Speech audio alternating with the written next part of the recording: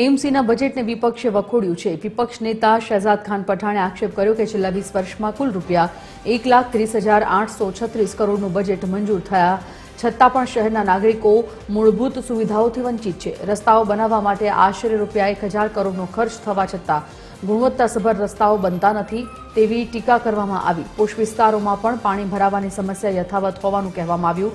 શહેરને beggar less બનાવવાની વાતો છતાં પણ છેલ્લા 5 વર્ષમાં ભાજપ શાસનમાં ભ્રષ્ટાચાર વધ્યો હોવાનો આરોપ મૂકવામાં આવ્યો છે।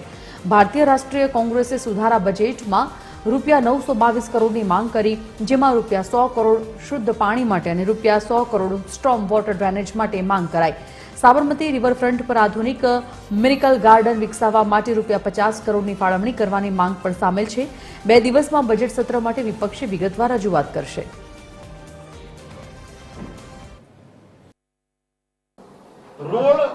રોડની વાતો કરીએ, દર વર્ષે રોડ બનાવવા માટે 1,000 કરોડથી પણ વધુનો ખર્ચ કરતા સત્તાધારી ભાજપ તેના 20 વર્ષના શાસનમાં dust free road, modern road, plastic road, white topping road અને આઇકોનિક રોડની વાતો કરતા સત્તાધારી ભાજપ ડાબરનો સારો રોડ પણ બનાવી શક્યા નથી।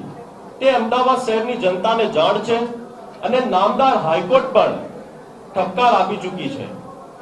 વરસાદી પાણીની નિકાલની વાતો કરીએ તો અમદાવાદ શહેરના અન્ય વિસ્તારની તો વાત રહેવા દો, પરંતુ અમદાવાદ શહેરનો પોશ એરિયા જ્યાં રહેતા લોકો સૌથી વધુ ટેક્સ ભરે છે તે વિસ્તારોમાં પણ પાણી ભરાય છે।